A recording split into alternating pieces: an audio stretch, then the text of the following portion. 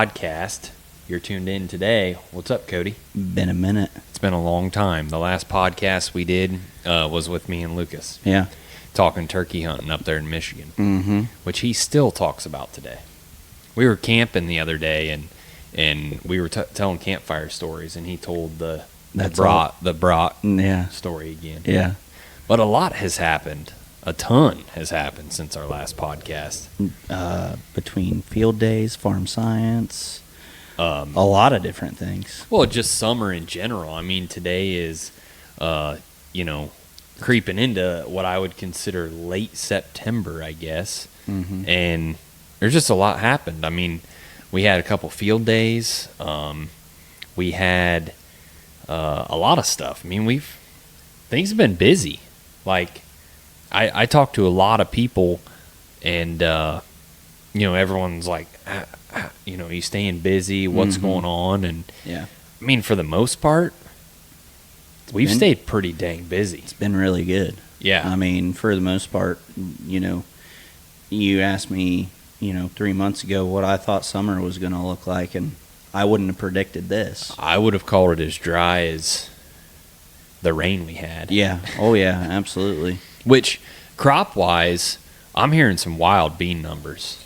And where they're coming from, I don't really know. Like, I'm talking guys in Indiana, guys in Ohio, so not like real far out there. But overall, I'm hearing a lot of 70s, some 80s. Yeah. And I'm like, where's that coming from? I mean, I Mhm. expected something real similar to last year. Yeah, and they're substantially higher. I mean, last year we were talking to guys and, 50 and 60 were pretty common. Well, now you're hearing guys saying, anywhere from, 65 to 75, guys even creeping up into the 80s. Yeah. And you're like, oh, okay. Well, I wasn't seeing that, especially considering how dry we've been since, basically the middle of August. Yeah, which, there are areas that are way worse off. Yeah. Oh, yeah. But for us, we rolled into August well moistured. We, like August 3rd, we had a decent little rain, and we thought, man, here we go. We're gonna have some stuff here. The amount of rain that we had in July, Yeah. I don't know if we've ever gotten that amount of rain in July. Yeah. Like, it's been a long time since we've gotten that much rain. Right. And we stayed wet. Mm-hmm. So it was good rolling into August, but then we had that heat. Yeah. Luckily, everything was shaded, canopied. Mhm. I mean, not fully protected, but overall, we seemed to handle it fine. I mean, we're late September, and I've got corn that still has plenty of green tone to it. Mm-hmm. And, of course, it has fungicide, but it still is. The beans are done. I Yeah. planted 3-6 beans, I think, on April 24th. They're cooked. They're getting cut Mm-hmm. in the next 3 days. So the beans are done. Yeah. But the corn, it's hanging on. I planted that corn like mid-May, mid to late May. It was a few weeks after I want the to say it beans. was like May 20th. Yeah. Like May 20th or May 20th. Like in between May 20th and May 25th. Somewhere in there. Which, speaking of planting, not to get off the subject, but you guys remember that red planter that we got and retrofitted and Yeah. planted with? We sold Yeah. that sucker. Heck yeah, we did. There's a guy in eastern Ohio right now who's tickled pink with that Case 1225 planter. Absolutely. That thing was a gem. We got to get another one. Yeah, we will be. That's on the to-do list. Yeah, I mean, I think, especially on a year like this, guys are looking for, and what we did with that planter is we got in just a basic planter. It had dry fertilizer on it. We converted it to liquid. We did everything that we always do with planters.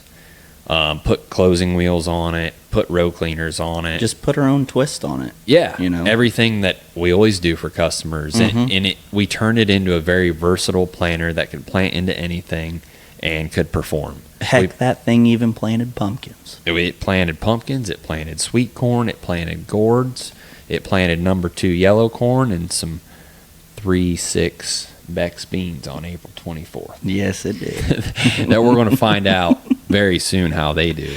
Yeah. But Heck but yeah. no, I think that planter market, I'm not talking 24-row planters. I'm not talking 16-row planters. No. But the smaller, niche, well-kept, with all of the OEM, parallel arms updated, all that stuff, that's what we're going to do. For sure. We're going to do more of that. So that project was a success. And then we had a couple summer field days, which some of you listeners may have attended. I don't know, but we saw quite a crowd there. I do know that. Yeah. So we had one in July. That was a huge hit. And then we had our standard strip till field day, and that was a huge hit as well. We went from having 6 people there in 2024 to 60 Yeah. in 2025. Mm-hmm. So that was a big deal. That really quieted it up quite a bit. Yeah, I don't know why that did that. I don't know why I just figured that out. Yeah, we should have done that a long time ago. That annoying hissing sound in the back. Mm-hmm. But no, we had some really good, really successful field days here over the summer. Mm-hmm. So yeah, that's kind of not unveiled, but found an unkept secret that we had no idea that we even had in an instance. Are you getting like deep with us here, or what? No, I mean, not like deep, but like as far as a tool that we might have been hiding underneath the shades a little bit that we didn't even know that we had. You're still scaring me. I mean, 2200 with 15-inch shanks. Yeah, for sure. For sure. I mean, and we can get to that, but yeah, I mean, and that really has been kind of one of the tools that has carried us pretty strong this summer. Mm-hmm. The lineup for sure that's carried us this summer is Salford. For sure. Absolutely. We went on a trip to Illinois installing some cedars. We've sold several tools with the hydraulic shank kit, the Halo VRT, the spreaders. We've had a great week this week on spreaders. So 5200s are going to be coming up here shortly. Yeah. Yeah, all of it, the residue management side. But Salford has always been a staple in tillage, but I'm telling you what, we're getting somewhere now. For sure. And we always have been, but we're getting into areas that have been tough to get into, and we're getting into places where, there's a few VRTs that went over into Indiana. Yeah. There's, some 2200s that stayed here locally.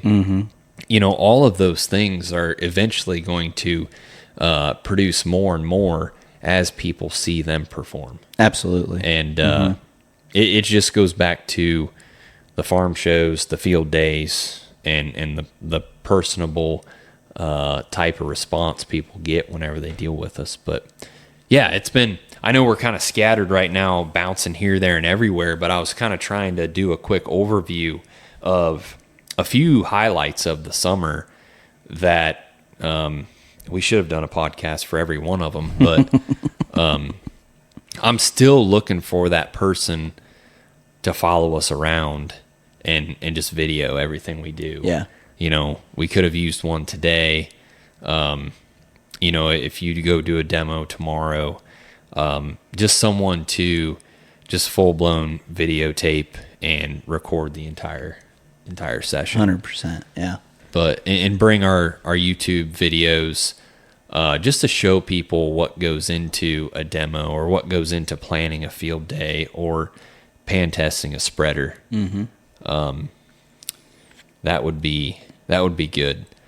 One thing that we don't have to talk about on this episode is something that we haven't done lately, and that's coyote hunting. So We have been. We don't really have anything to talk about there. That's why I said we won't be talking about it on this episode.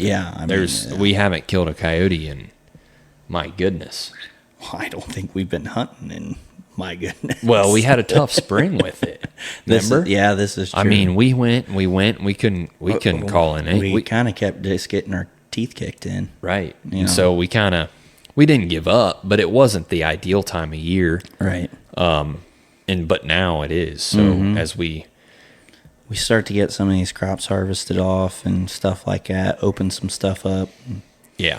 We'll bust them up. Yeah, for sure. We made it out to Farm Progress. Yeah. Stayed in the train car. Again. Mm-hmm. Stayed in the coolest Airbnb in Decatur, Illinois. And it's probably going to get booked now for the next 5 years. We shouldn't even talk about it. But in Decatur, Illinois, there is a train car in someone's backyard, and it's all decked out to be an Airbnb. It's got a shower. It's got a campfire out back. It's got 2 beds, luckily, because I went with Cody.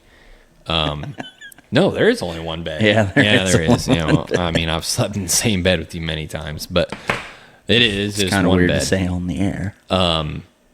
But yeah, that right there, that is the best Airbnb I've ever stayed in. Absolutely. And we stayed in it 2 years ago too. Mm-hmm. Yeah, it's great. The best part is it's only 10 minutes from the show. Mm-hmm. Well, I don't know. I don't know if that's, but I think the best part is that we get to have a fire out back and watch all the deer. Yeah. Yeah. That's the best part. Oh yeah. They provide the firewood. There's a coffee maker inside.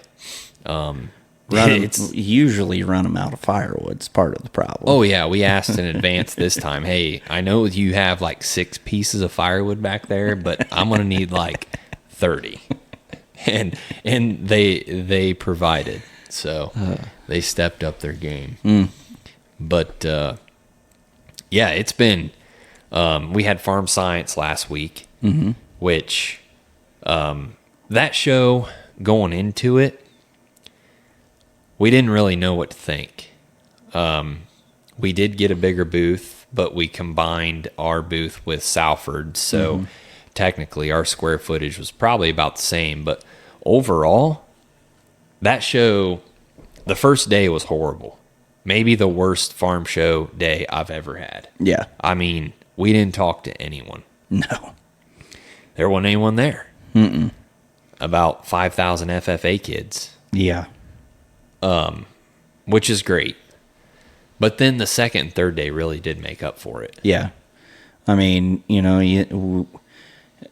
and I think it's one of those deals too, it boils down to, we all talk about how, we shouldn't expect a whole lot going into Farm Science, but I will say, here within this year, the first day has probably been the worst first day that I've ever had there. And I've been going there for the last 5 years. So it's like, that's saying a lot. Yeah. Obviously, there are factors that go into that. People were starting to harvest, stuff like that. Here in the last few years, it hasn't been like that. Stuff's been a little later to come off. But no, overall, I think it was good. We don't go into that show expecting to sell the world by any means. Yeah. But we still sold some stuff. I mean, yeah. Oh, it's great. I mean, it's great for concaves. It's great for devastators. It's great for spreaders. The type of things that fit that time of year, harvest products, it's phenomenal for. For sure. So yeah. And like I always say,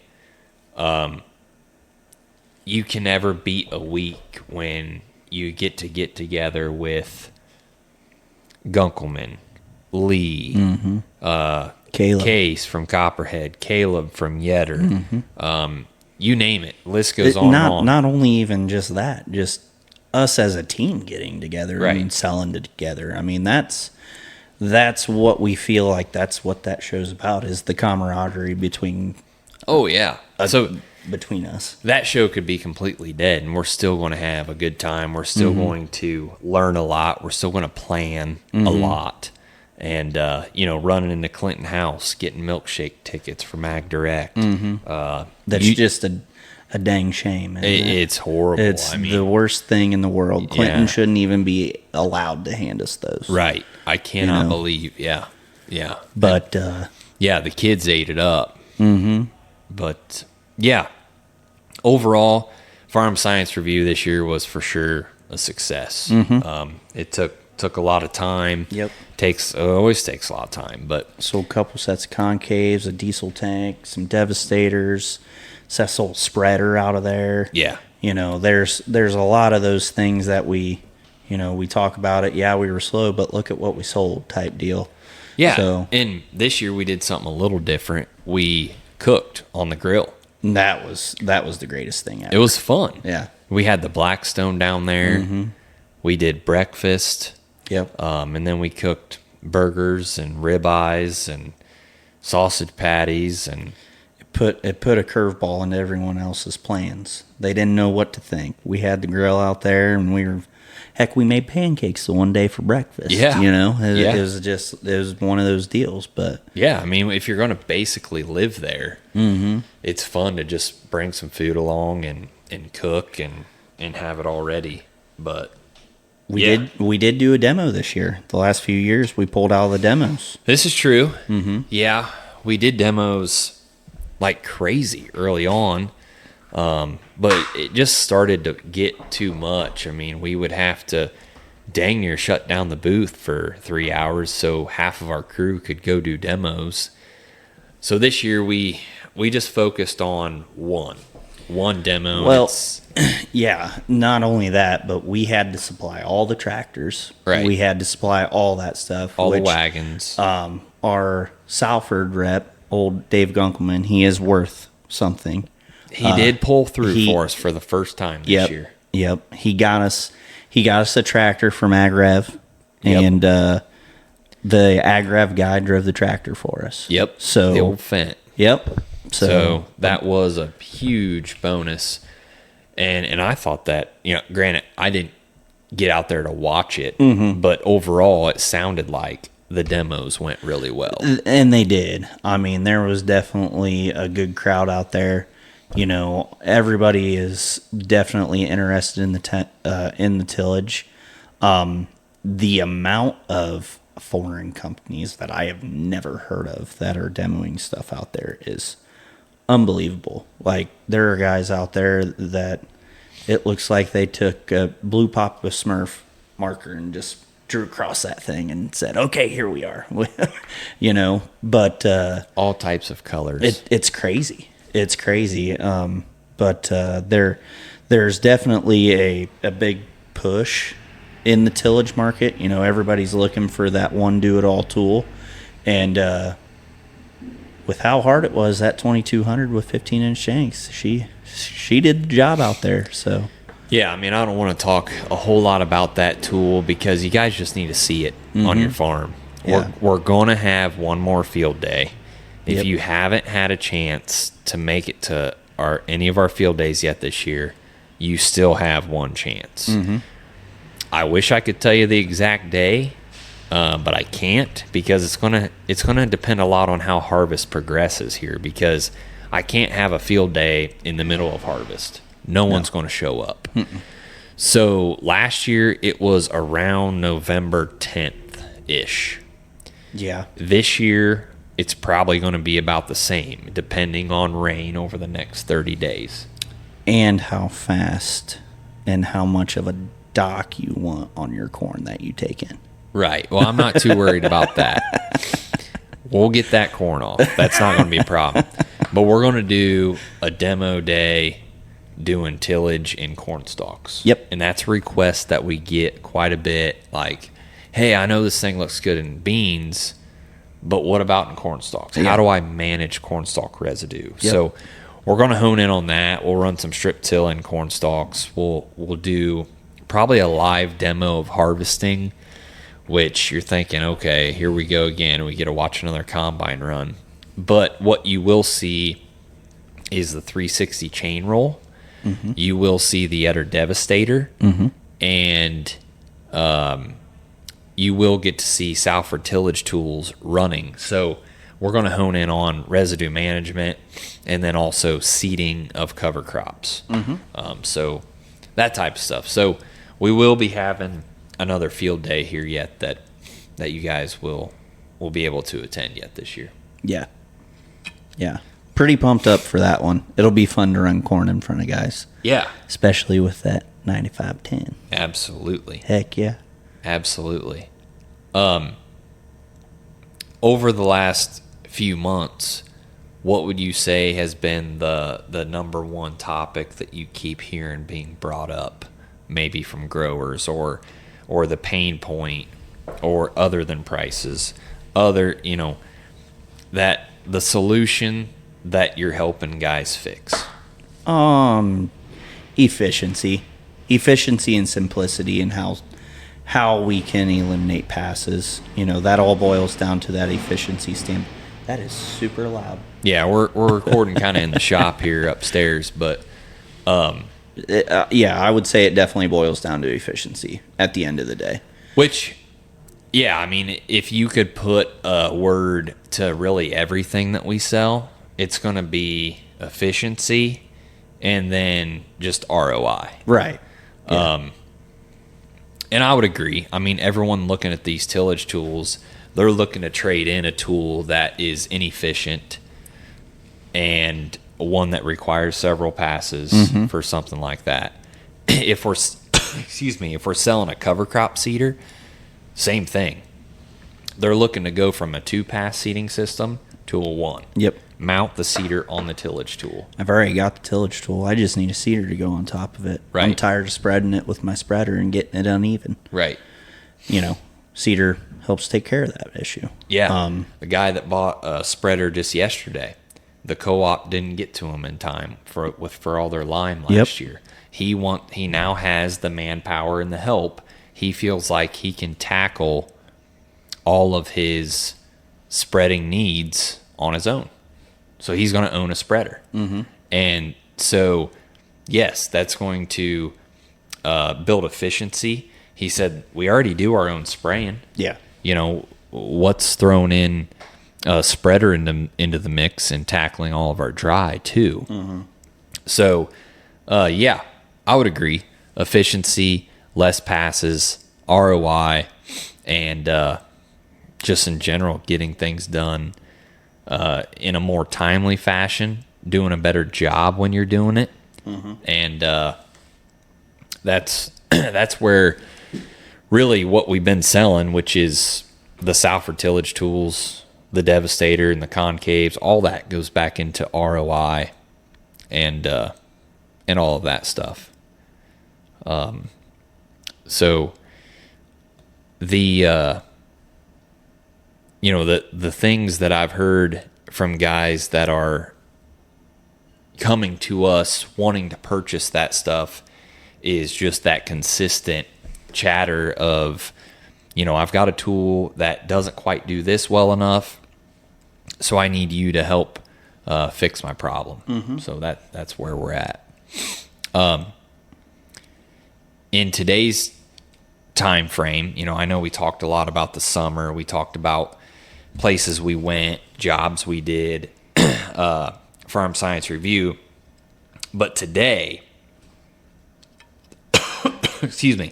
today in today's world, we're leaning in on demo season. Oh, yeah. So demos are right around the corner. What are some demos you've got lined up? So I've got a lot of independent series lineups. A lot of guys that are wanting to run those 15-inch shanks on 2200, obviously. Yeah. I can't say that I've got an HSD or a VRT demo lined up yet. I definitely have a guy out there that's after one. I just can't put a name to it at the moment. Yeah. I have a very good potential on a 4200 demo. Yeah. For that 24-footer that we've got. Yep. Yeah. And would you say that most of those guys, again, are looking to manage corn residue? Or I would say yes, but at the same time, there are certain steps that we can take to manage that corn residue. And in my opinion, the first step is put a Yetter Stalk Devastator on the corn head, because you're going to make that pass no matter what. And it doesn't take any extra horsepower. It doesn't take any, an extra pass or anything along those lines. But, not only are you going to help maybe amplify the tillage tool that you already got, but it's going to just help get that bacteria into those corn stalks a whole heck of a lot faster than a chopping corn head will. Yeah, well, not only that, but horsepower and wear parts and cost. I mean, Oh yeah, I mean, you can throw an 8-row corn head or an 8-row Devastator on a corn head for what? like north of $6,000, Right. So, that is the first residue management pass. And like you said, everyone's going to harvest their corn. So why not use that pass to initiate that breakdown? And I know that a lot of guys, they're like, oh, well, I already got stalk stompers, so I really don't have to worry about that. Well, yeah, saving the tires is a good thing. I mean, a big 800 tire to go on a combine, I know, is like $8,000. So it's like, okay, well, you can put a Devastator on your corn head and not only crimp those corn, lay the corn stalks over so that way you don't hurt them on the combine. But a lot of times with that, you also need to crimp them because you're just laying them over with a stomper. So Right. with those fins, you're crimping them, opening them up, getting that bacteria introduced to that stalk quicker. And not only are you going to save tires on the combine, but you're going to save tires on everything that you drive out there, whether it's the semi, the grain cart, the tractors, all of that stuff that goes out there, the tillage tools that go out there to go work the corn stalks. I mean, that's a big proponent, I think, of what a lot of guys miss is that, they're not making, they're doing themselves almost an injustice by not having a Devastator on there to that aspect, because It's so easy. number one, it's easy, but number two, it's going to help lay that stalk over for your tillage tool to work even better on those stalks. Right. So, a lot of times you'll see a stomper go across it. Well, a lot of times if a guy's got stompers on it, he typically takes his corn off a little earlier. And so those stalks are still pretty green. And what they'll do is they'll pop back up and they'll stand straight back up. Right. So whenever you go to till it up, you're taking tire wear on your tractor that you're working ground with too. Right. So, there's definitely a lot of things that make a lot of sense with a Devastator. Do they have their own issues? Sure, they do. But I think they've been combated quite a bit since the original version of them came out. Yeah, there's very few negatives about that product. Yeah. And I would hope by now, being probably a 15-year-old product, that everyone's heard of it at least. But, I mean, if you don't have one today, I certainly urge you to talk to your neighbors. Someone around you's running one. Mm-hmm. Go look at it. Go watch it. Mm-hmm. If it's a fit for you, give us a call. That's just a product that is a must when we start talking residue management. Especially, I know there are a lot of minimum till and no-till guys. You minimum till and no-till guys, I think you guys are the guys that need it the most, because the way that these hybrids are getting with how big these things are getting to be freaking tree trunks underneath them. Right. It's not like the old Pioneer that used to blow right over. Right. Yeah, a little gust of wind. Yeah. But yeah, I mean, just with what genetics are out there and today, I think you need something to combat that. And I really urge the no-till and the minimum till guys to do that. I think that's something that it sells itself in its way, in my opinion. Yeah. Yeah. So we've got a lot of demos lined up. It's that time of year. We've got a little bit of a rain delay going on right now, but a lot of guys have started to dive into beans pretty heavy. Some guys are just starting to nose into corn. And I did hear a guy tell me today that he harvested 2 fields of corn and they beat the previous record yield on those farms this year with that corn. Beat them. Yeah. Best corn he'd ever raised on those farms. Interesting. Very interesting. So, obviously, that's not widespread. Obviously, it's not everywhere. There are definitely but components in that to even hear that is awesome, because the corn for me was the question mark. I felt like the beans were going to be pretty solid. I mean, yeah, I did have some doubt in them rolling through August and here into September. But the corn, I don't know. I really don't know where to peg that stuff. And, well, you go out in the bean field and just pull a plant every day. So, well, I've lost at least 10 bushels an acre. I go out there and check them. I mean, you gotta see what's going on. Look how many pods. He'd bring it to the shop. Well, look how many pods this plant has, dude. Well, you gotta check for diseases, but you know, it's a good thing the corn wasn't up longer, because I feel like the corn's would be in the same situation. Oh, I've pulled at least 100 ears off of my corn. Just go out there. Is it black layer yet? Nope, not yet. Better check tomorrow. Pull 5 more. Check out this ear. But then you find one 4 inches long. Check out this ear. It's like, yeah, that one's not great, but it's fun. Like, I've always just raised wheat and beans, but I have a feeling that I'm going to figure out why people just absolutely are infatuated with growing corn. And I'm going to figure that out when I run the combine through that. Like, I think it's going to be so cool just to watch a 10-foot tall field of corn just get mowed down, and just watch all those golden kernels just get dumped into the hopper wagon. And, you know, there's a lot of bushels to play with there. I think corn harvest is going to go a little bit slower. For sure. Just a fuzz. Yeah. I mean, I'm not saying by a lot, because, you know. You're saying slower than what? Bean harvest. Oh, for sure. I mean, there's double the acres. Well, that's not what I'm saying. I mean, that's not what I'm saying. What I'm saying is that, well, even if you had more acres of beans, I don't think it would matter in that aspect. Yeah, I mean, for sure. I mean, the bean harvest is going to be pretty quick. I mean, I think this whole corn harvest is probably going to stretch us out about a week. Oh, it ain't going to take a week. You sure? Yeah, they ain't going to take no week. I mean, if you're hinting at the fact that we're going to be doing nothing but hauling hopper wagons to the mill. Oh, yeah. I mean, I'm shaking my head. You guys can't see that. That would be great. If that's why it takes a week, it'd be all right, I guess. But other than that, I don't see it taking forever. You have any sold yet? None. No. I don't have the first kernel of corn sold. And I don't know. I'm not afraid to say that, I guess. But usually you're all about getting, oh man, I got my beans sold, I got my wheat sold, Well, I held back on it for a few reasons. The beans, I feel like I could read better. Like, so I'm planting wheat next year.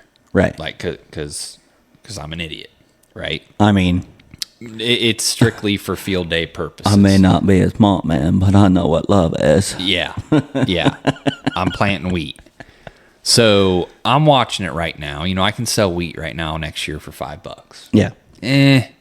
It's not great at all. No. But I think there's some things that can develop in the next 6 months that could potentially change that. Of course, no one can predict the future, but I'm not satisfied right now to sell wheat in the future for $5. Right. The beans, you know, with the whole China deal going down and all that, I was a little leery. I sold a majority of my beans for $10. Mm-hmm. And that's pretty much where they're at today. I think you're selling today for like $9.87. Mm-hmm. So I'm fine, and when I pre-sell, and this is in no way, shape, or form any advice at all, but when I'm pre-selling, I'm just comfortably going to bed at night. Like, I'm like, okay, I've got X amount invested right now. I don't love $10 beans, but I really don't love $9 beans. Right. I know what it feels like to sell sub $10 beans. I know what it's like to sell $12 beans. So I'm just going to sell some here at 10. And so I would sell a little bit here, a little bit there. And at the end of the day, it's just going to kind of average out. The corn, I didn't really know how to read it. I was never really, which the corn has kind of been range bound for a while. It's been, 350. There was some maybe opportunity for some 450 stuff there. But I didn't know where I was going to be at yield. I didn't know when I was going to be harvesting it. Right. Was another big thing. Delivery time frame. Yeah. And so, whereas my wheat, I know it's going to be a July, right? So I can book that pretty easy. The beans, it's going to be that October, which the beans, they give you a pretty wide range for that delivery date. Mm-hmm.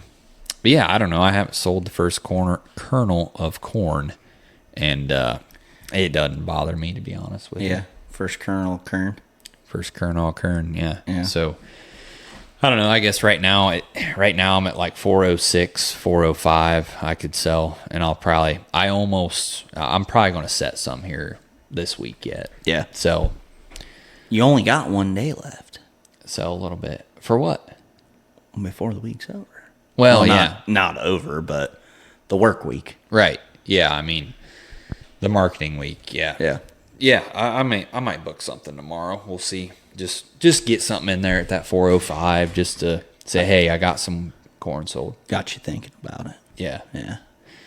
Yeah. Everything else I'm pretty comfortable with. Yeah. But other than that, equipment stuff, I mean, I don't know. I'm very tickled with where we're at because we talk to a lot of bankers. We talk to a lot of lenders. We talk to a lot of other farmers and other dealerships. And I'm very happy with where we're at. We're selling what needs to sell. Yep. We're moving stuff and just keeping the stuff rolling. That's what you got to do. Don't keep it fresh. Yeah, keep stuff fresh. Keep it rolling. Keep shooting videos and just keep things pushing, always pushing. And that's what we're doing. Couple Achilles heels out there, but everybody has those. Oh, yeah. There's always some of those things that are like, geez, we gave how much for that thing on trade? And now you got to try to move it. Dang it, Adam. What'd you do that for? Dang it, Cody. Yeah. Yeah. But, yeah, we'll get through some of those. I mean, I'm very comfortable with where we're at inventory-wise. We always do. I ain't scared. Yeah. I mean, sold some spreaders here recently. Mm-hmm. But, yeah, overall, it's been steady. Yeah. So maybe get a couple of used ones in, too. Yeah. So the next 3 weeks, I urge you guys, if you're listening to this and you're wondering how you're going to manage stuff this fall, get a hold of us. Cody and I will personally come out to your farm. We will demo, and we will try and find a tool or something that works good on your farm to help maximize ROI and efficiency. For sure. So, for sure. We had a busy day today pan testing the new to us, I should say, BBI Sniper. Mm-hmm. That's the spreader that can spread fertilizer 120 feet and has section control every 10 feet. Mm-hmm. I doubted that thing for so long. Dude, that thing is fire. That spreader is incredibly impressive. Mm-hmm. It legitimately has section control every 10 feet. Yeah. It'll shut it down. You go through, it go doo, doo, doo, and it does it by changing the flow divider and spinner speed, but that thing is wild. Like, if you have a lot of cut up fields, a lot of small fields, mm-hmm. and you want to get precise with your fertilizer placement with a spreader, that Sniper is crazy. Will hold roughly, I'd say, 9 ton. Yeah. 9 ton of fertilizer. 12-foot box, 9 tons of fertilizer, single axle. Yep. You can go in crop. You can do it in the fall. Mm-hmm. They were spreading a mixture of wheat and what was that, potash? Yeah. Wheat and potash today. For every 100 pounds of potash, there was 25 pounds of wheat. and we were throwing that stuff 100 feet. Yeah, so they were basically using the potash as a carrier because they're only looking for 25 pounds of wheat to spread as a cover crop. And basically what their intentions were, so they actually went the opposite way. So usually guys go from a spreader to a boom machine. They actually went from a boom machine to a spreader. So the sniper they felt like was going to be the most applicable for them. And they're actually going to they're going to try to side dress with some AMS here come this spring as well. Cool. On their corn. So they're going to try to make it a dual purpose. That's what they were trying to justify it for. So that's originally what they bought the air boom for, to do a lot of their fall fertilizer and then also do side dress. But it sounds like they never really did side dress with the boom machine. But I think they're gonna do that with that sniper. It's got scales. It's got. Well, you can go 120 feet too. Oh yeah, that's double the width of the boom. Yeah, versus 60. We were doing some calculating today, and we had a gentleman from Salford there, and he goes, if you can spread at 125 or 120 feet evenly, going 15 mile an hour, you're covering 3.6 acres a minute. Yeah. Now that's getting something freaking done right there. That's smoking through it. Yeah, Steve Owensby. Mm-hmm. Shout out to him, the man. Yes, sir. Came up from Georgia today. Mm-hmm. He was one of the big guys that helped develop that spreader. Yeah. As far as making it and putting it into production and all that stuff. So he was head of R&D behind that project. Right. So think about that. Think about buying a spreader from a dealership and then having one of the main cogs from the company who helped develop that product come out to your farm and help pan test and calibrate that spreader the first day you get it out. Yep. That customer is happy. He's confident. Yep. He knows how to run it. And we had a great day today doing that. Yeah. So there'll be a video up on YouTube showing that. Mm-hmm. So... Well, we're going to wrap it up here, guys. Kind of a shorter podcast, but we haven't done one in a long time, and we're going to keep this ball rolling here because we enjoy doing them. I know you guys enjoy listening to them, so that's all we've got for today. It will not be another 3 months before we have another one. It won't. No. We need to keep this rolling. We're going to have too much to talk about, and we won't be able to keep it to ourselves. We can't tell our wives. Right.